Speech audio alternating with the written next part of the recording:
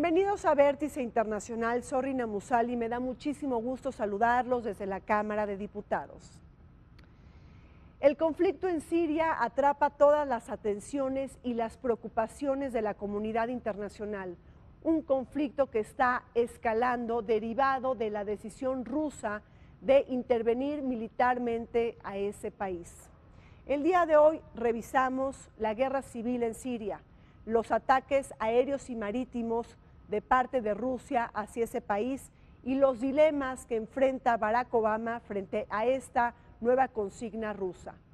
En la segunda parte de este programa, un recuento legislativo de carácter internacional, y en nuestro segmento fronterizo les vamos a platicar sobre la crisis de los refugiados sirios que cada vez está escalando más y más. Acompáñenos.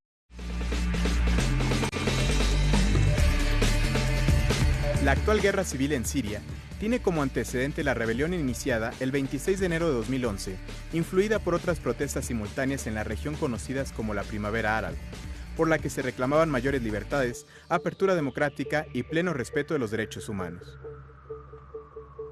Poco después, el movimiento sirio se extendió a las principales ciudades de aquel país, con el fin de derrocar a Bashar al-Assad, cuyo gobierno decidió en un principio reprimir de forma violenta las manifestaciones, para luego mostrarse dispuesto a hacer algunas concesiones. En abril de 2012, la ONU negoció un plan de cese al fuego, exigiendo un alto a la violencia y la implementación de un proceso político para acabar con la crisis, pero el plan nunca se llevó a la práctica. Durante la primavera de 2013, el grupo terrorista ISIS anunció su arribo al norte de Siria tras apoderarse de la ciudad de Al-Raqqa. En agosto de ese año, cientos de personas murieron en lo que se sospecha fue un ataque con armas químicas en zonas controladas por los rebeldes en las afueras de Damasco. Ante ello, el presidente de los Estados Unidos, Barack Obama, solicitó al Congreso autorizar la acción militar contra Siria.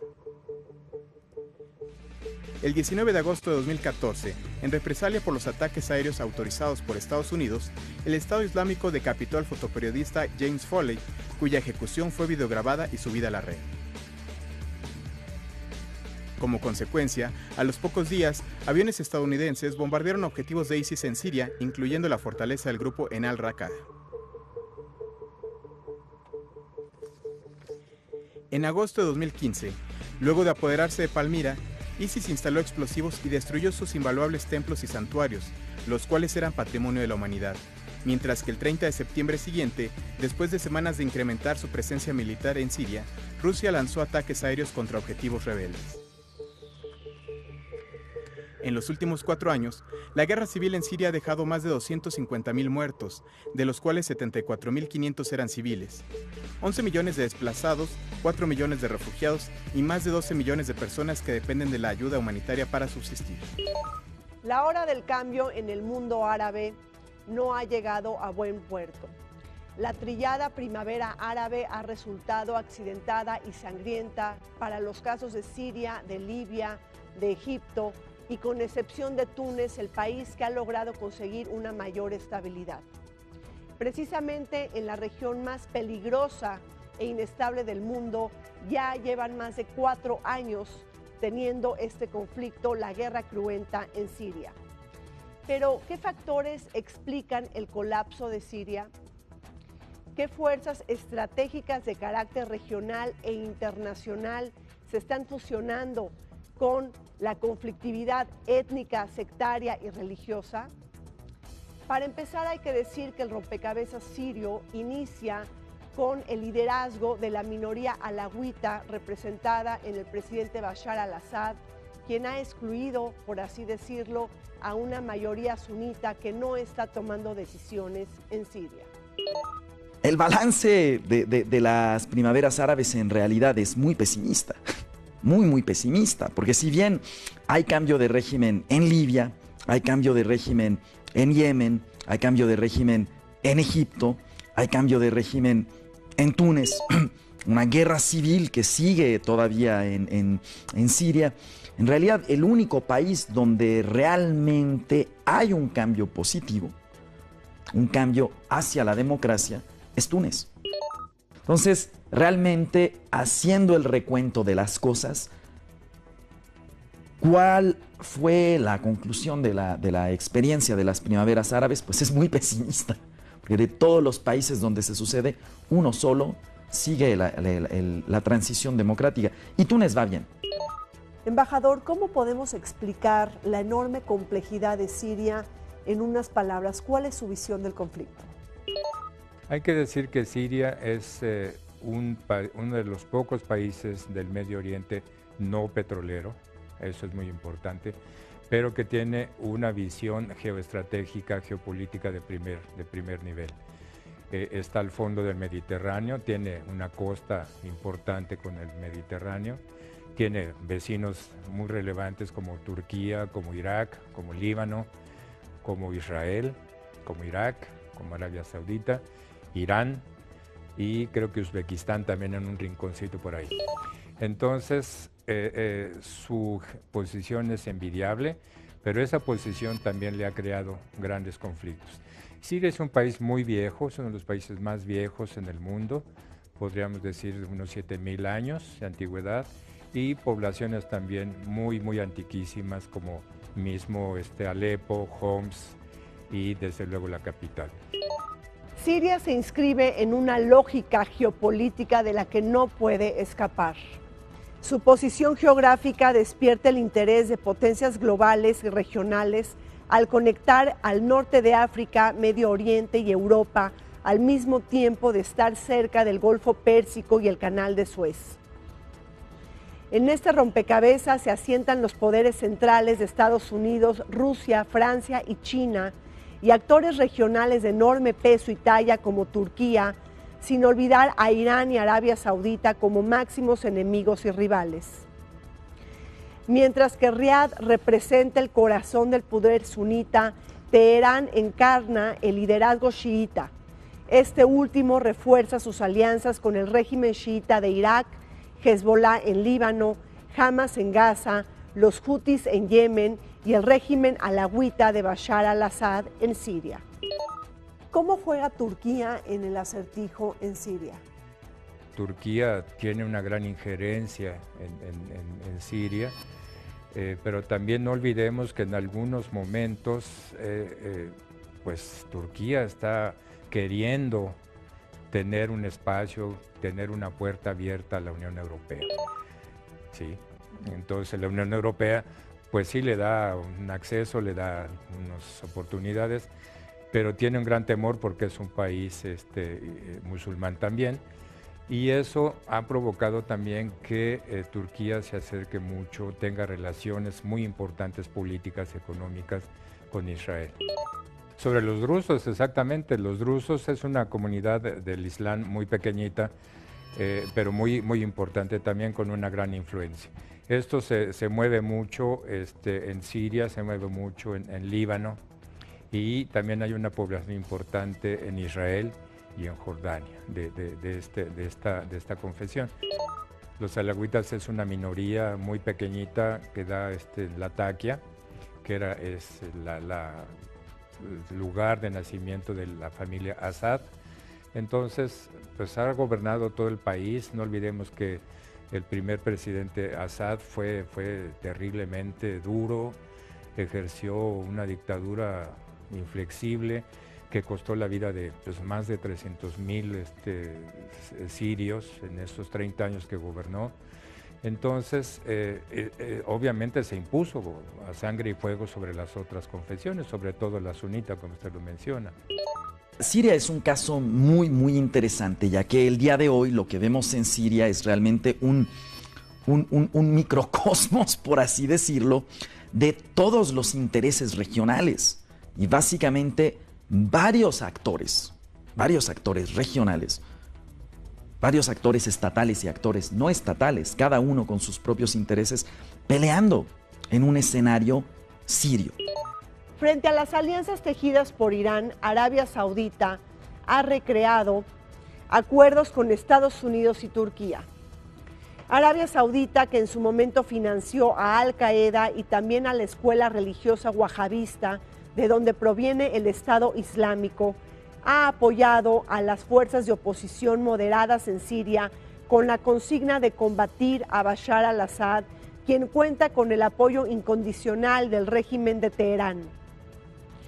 Y es que el Estado Islámico es el monstruo que todos ayudaron a crear. Estados Unidos con sus guerras fallidas en Afganistán e Irak, Arabia Saudita con su tradicional apoyo al islamismo radical y violento, y Turquía, a quien se le acusa de haber tolerado en algún momento el paso de armas y combatientes hacia Siria en su frontera porosa. Ahora, estos tres países luchan contra el Estado Islámico. No olvidemos que Ankara acaba de ser sede del peor atentado terrorista de su historia, que dejó al menos 95 muertos. El único punto en el que todos están de acuerdo, Irán, Arabia Saudita, Estados Unidos, las potencias europeas, los países del Golfo, Irak, todo el mundo está. El Estado Islámico, hay que hacer algo contra ellos. Entonces aquí realmente la excusa que va a usar Rusia es vamos contra el Estado Islámico, pero de hecho hace muy poco que Sergei Lavrov dice, bueno, no, vamos contra los terroristas. Y aquí sí, ¿quiénes son los terroristas? Pues desde el punto de vista ruso, los rebeldes, ya que el gobierno legítimo en Moscú se ve como el gobierno de Bashar al-Assad. Entonces bien, el apoyo va a ser a Bashar al-Assad en contra de posiciones rebeldes y en contra de el Estado Islámico. Tenemos también Estados Unidos. Estados Unidos, ¿a quién va a entrar apoyando? Va a entrar apoyando a los grupos rebeldes. En un inicio realmente Estados Unidos carece de una política bien definida. Lo único que se busca es que el gobierno de Bashar al-Assad caiga. No olvidemos también que hay otros elementos importantes en esto que no hemos hablado, que es Israel. Israel hasta ahorita está muy tranquilito, no ha dicho absolutamente nada, pero obviamente tiene un interés particular en Siria. Eso es evidente, eso es súper evidente. Y me da la impresión que están tratando de la salida de Assad, pues para retomar un nuevo gobierno, rehacer el gobierno, quizá más proclive a Israel, más proclive a Estados Unidos, a Occidente, y bajar las tensiones de ese país hacia el entorno de los vecinos, sobre todo Israel. La rivalidad entre Irán y Arabia Saudita no se puede tomar a la ligera. Siria y Yemen están siendo asediadas por esta disputa de liderazgos y hegemonías entre poderes. Sin embargo, hay un hecho que descolocó esta rivalidad tradicional y que carga el péndulo más hacia Irán. El nuevo pacto nuclear firmado entre Estados Unidos y Occidente con el régimen de Teherán, que ha distanciado a Riad, la capital de Arabia Saudita, de Washington, pues Arabia Saudita busca impedir la revitalización de la economía iraní y hacer todo lo posible para que Occidente no levante las sanciones hacia Irán. Con esta fisura en mente, Estados Unidos y Arabia Saudita continúan combatiendo a Bashar al-Assad y al Estado Islámico en Siria. Existe un claro involucramiento de las potencias centrales y regionales en Siria. Pero ¿cómo podemos explicar este posicionamiento encontrado entre Arabia Saudita e Irán frente al régimen de Bashar al-Assad? Yo pienso que, como decía, si no es un país petrolero, si no es un país inmensamente rico, como los ha mencionado usted, pues tiene que tener un valor importante estratégicamente, pero también desde el punto de vista confesional. Para Arabia Saudita y para Irán, pues también es muy importante tener una salida al mar, un acceso al mar Mediterráneo, que le permita pues exportar sus producciones, su producto petroleros. Pero el conflicto que tienen ellos es más que nada confesional. Las influencias que uno u otro puedan ejercer, porque los iraníes profesan el chiismo, en tanto Arabia Saudita es más la confesión de sunita. Entonces esas dos confesiones evidentemente están chocando y tratan obviamente de ejercer una influencia preponderante sobre el gobierno de Bashar al-Assad. De entrada vamos a tener a estos dos actores. Arabia Saudita viendo como única solución que Bashar al-Assad deje el poder y dando su apoyo, un apoyo muy grande, primero vía Turquía, a través de Turquía, dando un apoyo muy, muy grande a los rebeldes. Y cuando hablamos de rebeldes, pues son un montón de grupos. Sí, el Frente al-Nusra, el Ejército Libre Sirio, la Coalición Nacional Siria. Y por el otro, dando un apoyo también a grupos que están siendo considerados como fundamentalistas. O sea, grupos que van a ser grupos islamistas dentro de los rebeldes. Por otra parte, vamos a tener a Irán, que le está brindando su apoyo al régimen de Bashar al-Assad. Y que Irán, ¿qué es lo que ve? Se tiene que mantener el gobierno de Bashar al-Assad al poder. Finalmente, es uno de los aliados, es el aliado árabe más importante de Irán en la región. ¿Y a través de qué se le va a dar este apoyo? De equipo, de dinero, de enviar técnicos y por supuesto de una presencia del Hezbollah. ¿Habrá llegado el momento de la partición y de la división en Siria o podemos creer que habrá algún acuerdo negociado entre fuerzas locales y poderes regionales e internacionales? Actualmente Siria luce fraccionada en 3 centros del poder. En la parte oeste está controlada todavía por el régimen de Bashar al-Assad y algunas fuerzas opositoras que están comandadas por el Ejército Libre de Siria. En la parte del centro está controlado por el Estado Islámico, que de alguna manera representa el poder sunita, y así como en la parte del norte está la hegemonía de los kurdos. Pero dentro de este paisaje ingobernable nada es parejo ni uniforme. La atomización de la oposición es la regla y las células de combate están siendo entretejidas con las divisiones sectarias y también con las contradicciones de los poderes regionales y globales. ¿Qué podremos esperar en Siria? ¿Una solución negociada entre poderes regionales e internacionales o de plano una enorme balcanización con un botín que se tendrá que repartir entre todos los actores políticos? Los kurdos tienen dominado el territorio sirio, pegado a la frontera contigua, sí, el norte. Frontera del norte, contigua a la frontera de Turquía. Pero ¿qué pasa? Que los turcos no les gustan los kurdos, ¿verdad? Por el otro lado, ¿qué va a pasar con el Estado Islámico? El centro de Siria se va a quedar, van a aceptar el Estado Islámico, nada más el centro de Siria, no quieren una salida al mar, y los iraníes van a quedar tranquilos pensando que el Estado Islámico va a estar presente ahí la mitad de Siria, obstaculizando toda comunicación con el mar. Israel se va a quedar tranquilo con un gobierno pro-israelí o pro-occidental. Y pro-derecha, ¿no? Pro-derecha, pero acosado siempre por los otros grupos terroristas. Al-Qaeda va a estar satisfecho con tener un pedacito allá en el norte también. El ejército, el gobierno sirio va a permitir que los rebeldes que están prácticamente combatiendo en la costa, que es lo que está bombardeando prácticamente la Fuerza Aérea de Rusia, está bombardeando otros sectores, pero concretamente se está yendo más hacia la costa. Podríamos ver una Siria que existe como Estado, pero que en términos reales ya no es un Estado.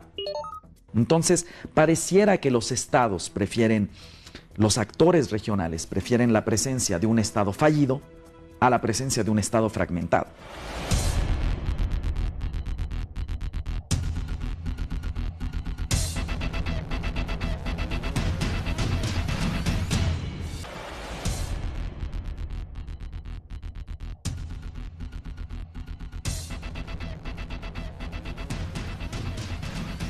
Siria se ha convertido en un bastión ingobernable, pero geopolíticamente apetitosa por representar el corazón del Medio Oriente.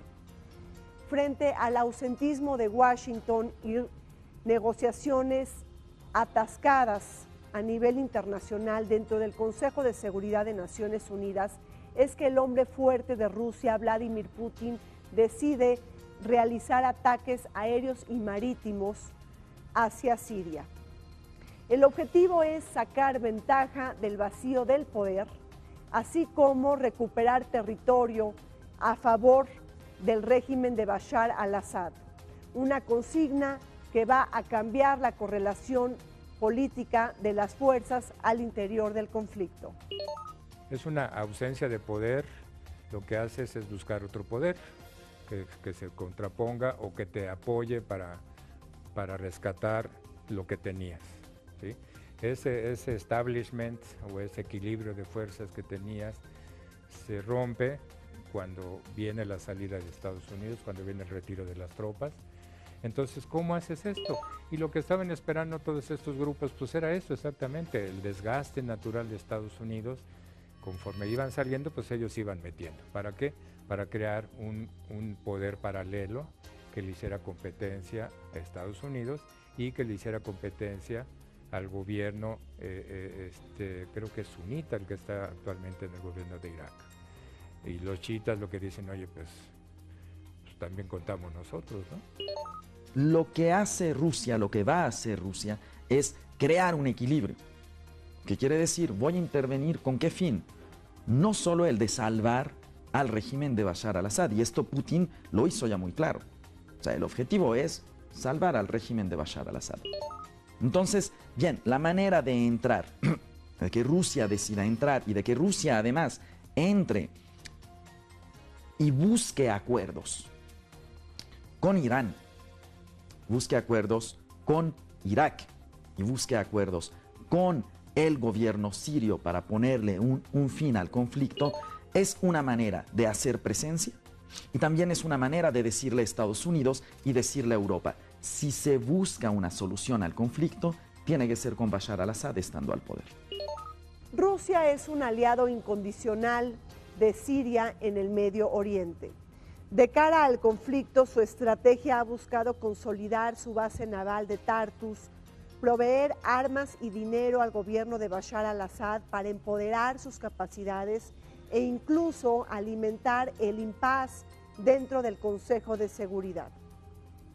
Sin embargo, Rusia está buscando un nuevo acomodo geopolítico a nivel global. El conflicto político en Ucrania, la anexión de Crimea, el reconocimiento de Moscú de la independencia de Abjasia y Osetia del Sur en Georgia y ahora su embestida en Siria nos confirman dicha aspiración. Y es que el proyecto nacionalista de Vladimir Putin contra la ampliación de la OTAN en su cinturón de seguridad lo impone como un mandamás en la geopolítica global. Hay una importancia geopolítica en Siria para con Rusia. Uno, Siria tiene el único puerto, o sea, una base naval rusa, y es el único puerto, la única base naval que tiene Rusia como salida al Mediterráneo. Y por otra parte, en la región de Latakia, que es el hogar de los alawitas, ahí se tiene también una base aérea rusa. Entonces, para Rusia no hay que perder esto y por supuesto no hay que perder a un aliado importante en la zona. Hay que recordar la historia de la ruta de la seda, ¿verdad? Que venía desde Europa a China y de China al revés. Entonces, eso no se ha olvidado, eso permanece muy claramente en las esferas del poder chino, de cómo tener un acceso directo a Europa por los gasoductos, oleoductos, por el comercio. Ahora se ha avanzado mucho en la cuestión de marítima y todo esto, en el transporte marítimo, pero no hay que perder de vista que puede haber una conexión terrestre muy rápida entre China y Europa pasando por el Medio Oriente. El regreso de Rusia a la geopolítica global y la nostalgia de Vladimir Putin por el desmembramiento de la antigua Unión Soviética no son factores que caminan de manera descosida y aislada. Todo lo contrario, imponen sus vasos comunicantes en esta guerra que se libra en el Medio Oriente. Debemos de recordar que la aventura de Rusia en Siria es una decisión completamente racional que busca sacar tajada. Precisamente con la intervención militar, Moscú busca enseñar su músculo político y militar para ganar la guerra y de lograrlo quedarán sellados sus intereses estratégicos en cualquier escenario del desenlace final. En otras palabras, Rusia será un actor con poder de influencia y decisión en Siria y en toda la región. Putin tendrá algunas reminiscencias de la época soviética, del poderío militar, político, no económico tal vez, pero político sí, que tenía pues, en el mundo. Desde la caída de la Unión Soviética en diciembre de 1991, el día de hoy la intervención rusa en Siria es la primera intervención que hace Rusia en territorios que no sean parte de lo que fue en un momento la Unión Soviética. O sea, muy bien, ha habido una intervención en Ucrania, en Georgia, pero son las exrepúblicas. Esta es la primera intervención que se hace en territorio que no era parte de la Unión. Y recordemos, antes de esto la intervención había sido en Afganistán. O sea, va dentro de esta lógica que tiene Putin, de hacer nuevamente de Rusia un actor internacional de importancia. Rusia envuelta en el aislamiento internacional derivado del conflicto en Ucrania y las sanciones económicas, financieras y diplomáticas impuestas por Occidente ante la anexión de Crimea han obligado a Vladimir Putin a buscar otras formas de negociación con Washington. En primera instancia, Rusia pudiera limitar su participación militar en Siria debido al ritmo lento y recesivo de su economía, que también camina cabizbaja por la caída de los precios internacionales del petróleo. ¿Le alcanzará el dinero a Rusia para financiar una guerra prolongada? ¿Será una nueva carta de negociación frente a Washington para obligarlo a quitar las sanciones? En el Consejo de Seguridad de Naciones Unidas se está viviendo un impasse entre las principales potencias en torno al conflicto en Siria. Estados Unidos y Rusia no se ponen de acuerdo. Este impasse ha sido aprovechado por el hombre fuerte de Rusia, Vladimir Putin, para atacar de manera aérea y marítima a Siria. No olvidemos que desde la época zarista, Rusia ha querido tener acceso a las aguas calientes del Adriático y del Mediterráneo. Podría ser que lo que está buscando es una base, tener una base permanente en territorio sirio, y también pues como una forma de negociación, ¿verdad? Bueno, yo me salgo de Siria, pero ustedes dejan en paz mi pretensión sobre Crimea, y a lo mejor como una carta de negociación también para que les quiten las sanciones económicas, financieras y diplomáticas, ¿no?, por parte de Occidente. Así es muy posible, pero involucrarse militarmente en un país que le queda lejos, que tiene dificultades para habituallar a sus hombres, a sus ejércitos, a sus aviones. Ese es un Además problema. hay recesión económica en Rusia, ¿no? La caída internacional de los precios del petróleo y del gas tampoco no le permiten hacer una escalada tan prolongada. Así es. No. Eso va a tener que definirse pronto. No veo aquí que sea un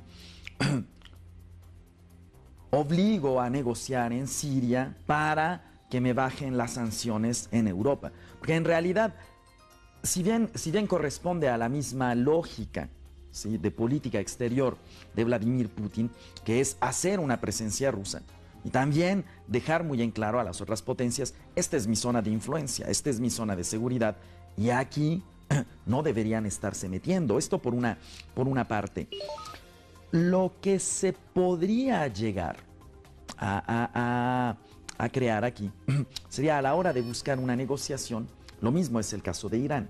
A la hora de buscar una negociación, sí que se buscara una negociación de mayor amplitud, en la que no nada más se hablara de Siria, sino que podría ser una muy buena excusa para que Estados Unidos, Rusia, Siria se pudieran sentar a hablar de varios temas en conjunto. Pero esto sería verlo de manera muy optimista. No creo que suceda así. O sea, Ucrania se va a quedar como lo es el día de hoy. Es una negociación aparte. Siria es otra negociación aparte. En territorio sirio hay muchos países desplegando su ego militar. Está la coalición global antiterrorista liderada por Washington, pero también los ataques aéreos y marítimos de Rusia hacia Siria. Así como un nuevo factor debemos de añadir. Hay soldados iraníes que ya están operando en territorio sirio para apoyar abiertamente al régimen de Bashar al-Assad. Pero es que en todo este avispadero hay otro factor que tenemos que tomar en cuenta. Irak ha mostrado interés para que Rusia pueda intervenir en su país en aras de combatir al Estado Islámico. ¿Será Vladimir Putin, el maestro de la geopolítica global, receptivo a esta petición de Irak? Imagínense lo que lograría Rusia: saltar a una nueva zona de influencia y desbancar por completo a Washington de la región. Sería muy arriesgado involucrarse en Irak también. Yo pienso muy personalmente que el interés de Putin es más enfocado a Siria, y ya aventurarse a Irak podría ser, pero ¿cuál sería el objeto? ¿El petróleo? ¿El gas? ¿Los recursos naturales de Irak? Podría ser una posibilidad. Pero yo creo que es muy arriesgado. Podría hacerlo con tal de darle un buen golpe a la imagen de Estados Unidos, porque Estados Unidos se retiró, el gobierno de Obama retiró a sus ejércitos. ¿De manera prematura? ¿De manera qué? ¿Prematura se retiró? ¿O tenía que haberse quedado más tiempo en Estados Unidos para seguir tejiendo las condiciones de gobernanza? Simplemente Estados Unidos no podía retirarse jamás de Irak. Pero a donde sí se ha llegado es a un acuerdo en el cual se va a compartir inteligencia entre Irak, entre Irán, entre Rusia y entre el gobierno de Bashar al-Assad. Esto porque lo hace Rusia, porque recordemos hay muchísimos rusos, bueno, no rusos, ciudadanos de la Federación Rusa, de origen checheno, que vienen de las provincias musulmanas, que están peleando el día de hoy a favor del Estado Islámico. Entonces, aquí en esto es donde Rusia va a compartir muchísima información, inteligencia con el gobierno el día de hoy de Irak. Recordemos, uno de hecho de los dirigentes más importantes del Estado Islámico, que ya fue muerto, era Omar al-Shesheni. Justamente un checheno que después se va a vivir a Georgia, después acaba peleando con el Estado Islámico. Estados Unidos enfrenta una difícil respuesta ante la complejidad en Siria. Y es que Barack Obama no ha querido involucrarse directa y militarmente en Siria, sino solamente a través de la coalición global antiterrorista y a través del programa del Pentágono para entrenar a rebeldes sirios moderados. Y es que las razones son obvias. Estados Unidos perdió la guerra en Afganistán y en Irak, y fue promesa de campaña de Barack Obama de no enviar a más soldados al teatro de la guerra. Con el objetivo de alejarse de estas visiones unilateralistas de George W. Bush, es que Barack Obama se le ha acusado de haber abandonado de manera prematura la intervención en Irak, es decir, haber retirado sus tropas de forma temprana, y de no poder combatir al Estado Islámico, quien ya controla más del 50% del territorio en Siria. Lo que ha sido las políticas de Obama en el Medio Oriente no han sido las más acertadas. Probablemente Obama a nivel de política exterior va a ser recordado por dos cosas. Uno, por restablecer las relaciones diplomáticas con Cuba, y en el Medio Oriente por el acuerdo nuclear con Irán.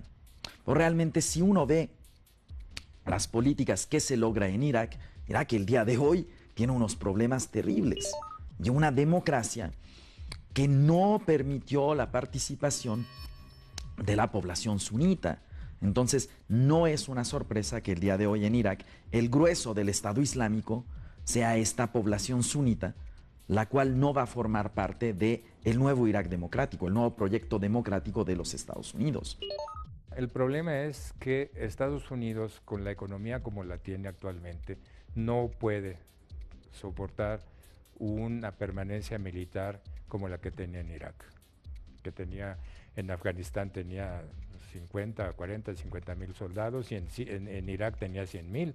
Y eso era un desgaste económico impresionante, era $1 billón diarios lo que estaba gastando Estados Unidos, y como está la economía de Estados Unidos, es imposible.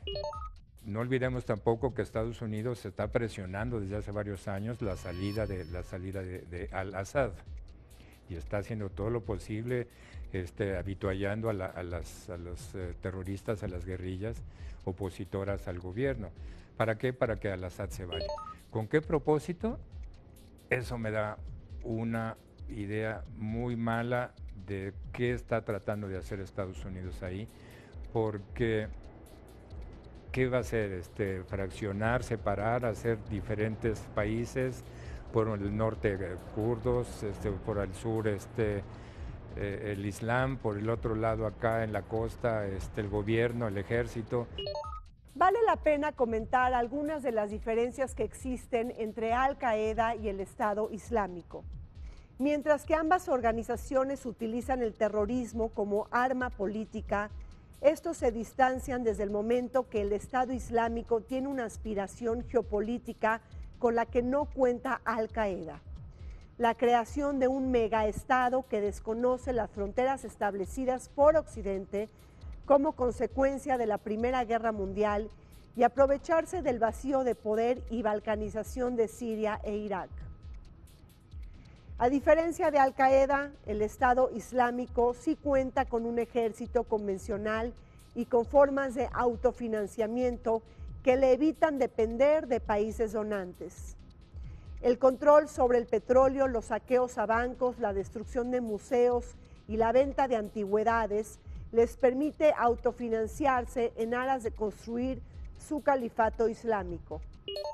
Hablando del terrorismo internacional, ¿usted mira diferencias entre el Estado Islámico y Al-Qaeda? A la muerte de Osama Bin Laden, hay grupos diferentes que deciden rearmarse y deciden retomar la lucha armada, la lucha terrorista, en contra de la presencia occidental en el Medio Oriente. Y esto ha propiciado que surja el Estado Islámico como una fuerza impresionante desde el punto de vista militar, pero que está regresando. Y que tienen ejército convencional, a diferencia de Al-Qaeda, que nunca tuvo ejército. Así es, exactamente, que ha logrado amalgamar un ejército profesional muy bien armado, con mucho dinero, según estaba leyendo por ahí, logran más de $100 millones en unos cuantos meses, y con esto lograron armar un gran ejército, y ha ido creciendo esta fuerza militar, al grado, como bien lo señala, pues ya ocupa prácticamente la mitad del territorio sirio, tiene dominada el centro, y tiene dominada una parte de Irak, del este de Irak, y pues amenazando al Líbano y amenazando a Irán, que Irán ya se puso muy enérgico también, y lo que menos quiere es tener un Estado, un gobierno que está regresando a la Edad Media, ¿no? Al-Qaeda no va a tener esto. O sea, Al-Qaeda no tiene esta visión ni este objetivo político. El Estado Islámico sí.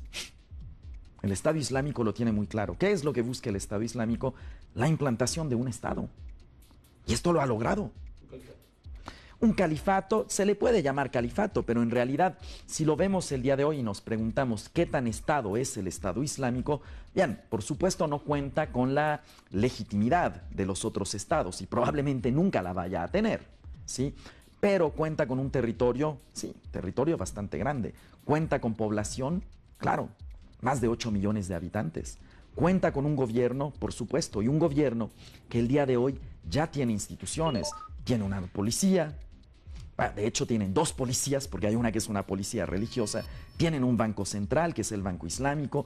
Ya están acuñando su propia moneda, dan servicios de salud a la población, dan también servicios de educación, seguridad.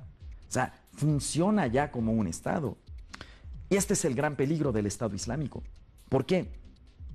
Porque al Estado Islámico no se le va a vencer exclusivamente con bombardeos.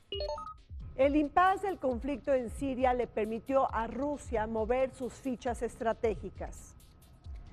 frente a una estrategia, por cierto, altamente ineficaz por parte de Estados Unidos para contener la expansión del Estado Islámico.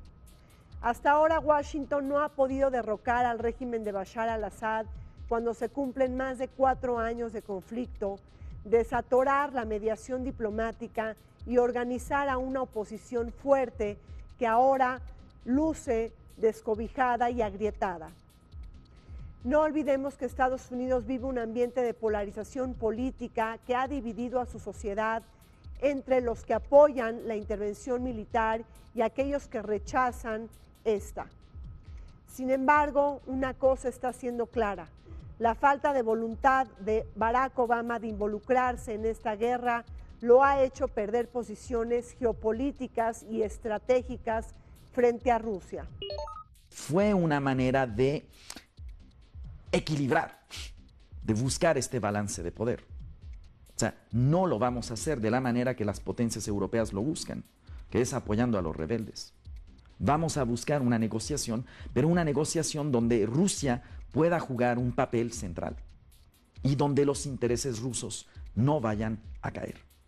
Entonces, fue una manera muy inteligente, fue una manera que tomó de sorpresa definitivamente a Washington y que pone a Washington en una posición el día de hoy muy delicada.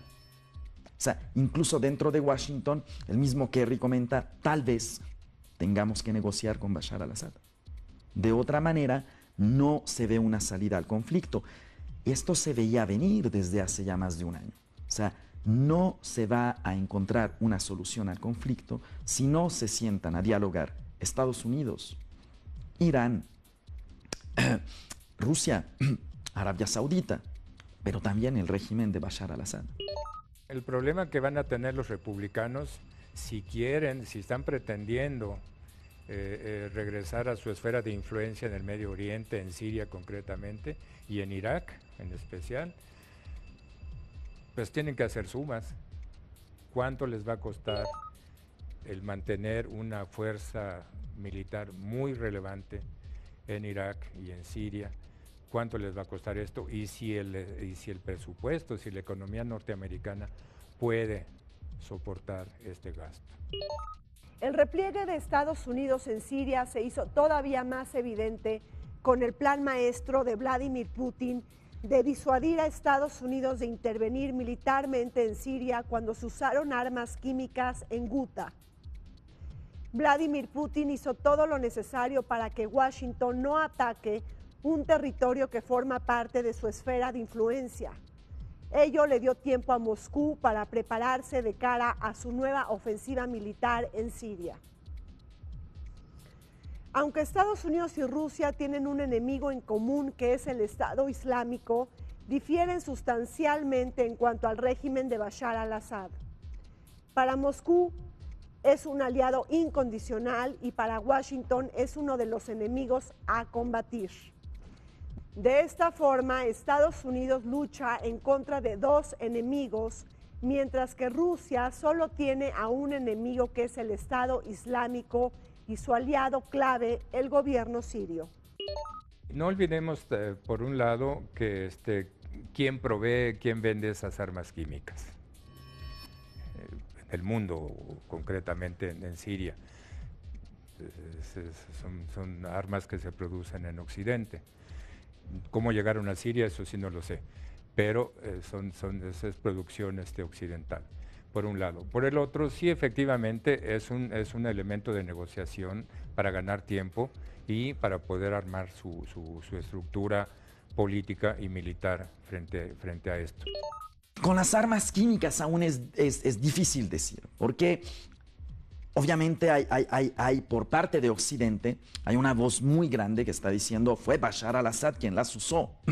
Y hay pruebas que nos indican que fue Bashar al-Assad. Sin embargo, Rusia dice no, no hay pruebas de que fue Bashar al-Assad, no podemos decir quién fue. Fue una muy mala táctica. Y por el otro lado, que en realidad los ataques que se han estado haciendo al territorio del Estado Islámico en realidad son simbólicos. La gran mayoría de ataques que ha estado llevando a cabo Rusia es en contra de los rebeldes. O sea, esto es para aminorar las amenazas más cercanas al régimen de Bashar al-Assad. O sea, ¿dónde se han estado llevando a cabo los ataques rusos? Sobre todo en Alepo, sobre todo en Idlib, y por otro lado en Homs y en Hama. O sea, es atacar a los enemigos del régimen. Esto por una parte. Por la otra también, si vemos las armas que se han usado, por ejemplo, se han lanzado misiles desde el Mar Caspio. Esto también es una manera de demostrar al mundo la capacidad militar que tiene Rusia. El rol dubitativo de Washington ha invitado a Moscú a adentrarse con ataques aéreos y marítimos en Siria. Estados Unidos y la OTAN han alegado que los objetivos de estos ataques no necesariamente se dirigen en contra del Estado Islámico, esta amenaza extremista que está asediando a gran parte del Medio Oriente, sino que estos objetivos también se han ido en contra de los opositores moderados que están siendo financiados por Estados Unidos. La consigna de Vladimir Putin parece ser arrasar de manera indiscriminada a todos los nodos opositores al régimen de Bashar al-Assad. Y ahora, ¿qué hará Estados Unidos para revirar la presencia de Rusia en Siria? La única baraja disponible que tendría Estados Unidos sería reencauzar su aparato militar, redirigirlo otra vez a Siria, olvidarse de apoyar al terrorismo que quiere derrocar al Assad, ¿sí? Y por otro lado, pues reencauzar su aparato militar hacia Irak como una contrapropuesta contra una forma de bloquear esa nueva participación de Rusia.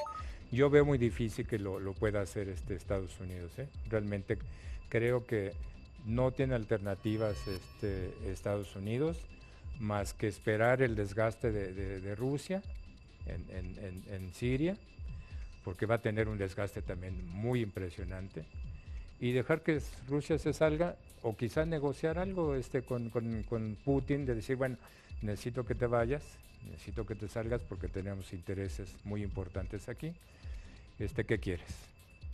Negociar la salida de Rusia y que Rusia obtenga una victoria destacada.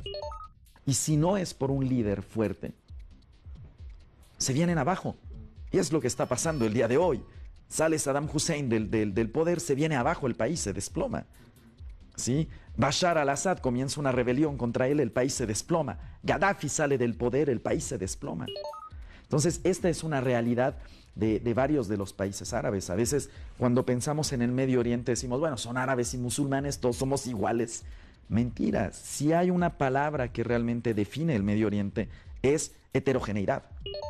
Tiene que haber también un compromiso, pero un compromiso real por parte de los actores regionales de construir instituciones democráticas, instituciones inclusivas dentro de Siria.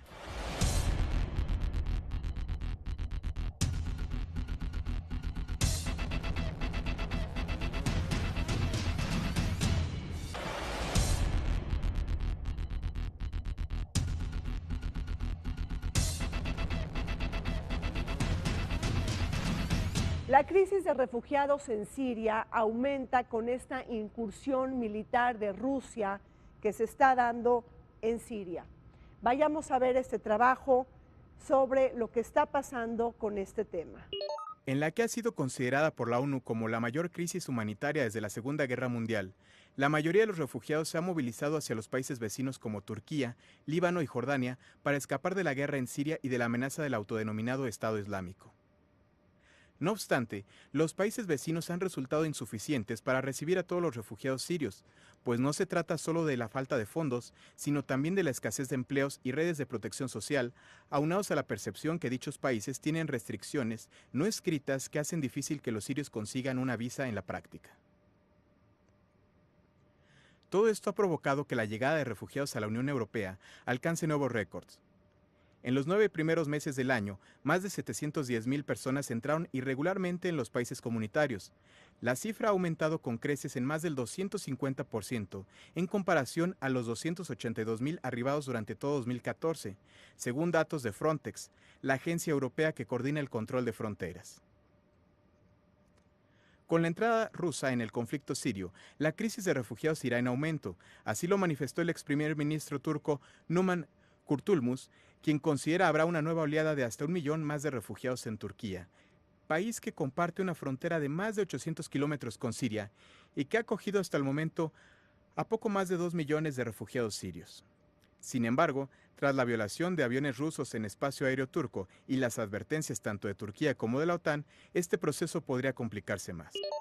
El Senado de la República recibió la visita oficial del primer ministro de Quebec, el señor Philippe Couillard.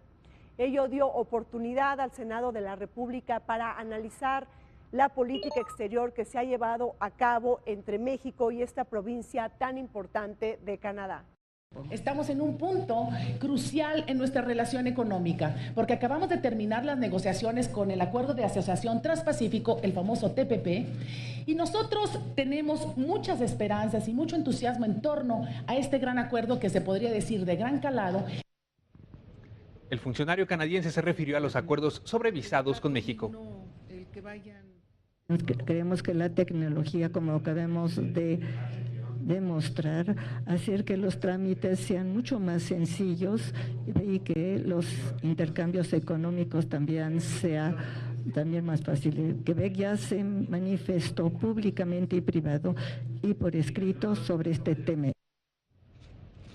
Sobre las oportunidades que ofrece México para la inversión, habló el presidente del Senado.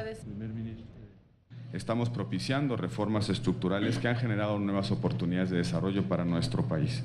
Hoy tenemos mejores condiciones para la competencia económica, hemos abierto nuevas industrias y sectores económicos a la inversión privada, específicamente en el sector energético. En 2015 se cumplieron 35 años del establecimiento de una delegación general de Quebec en territorio mexicano. Un programa para todos aquellos que les gusta vivir sin fronteras.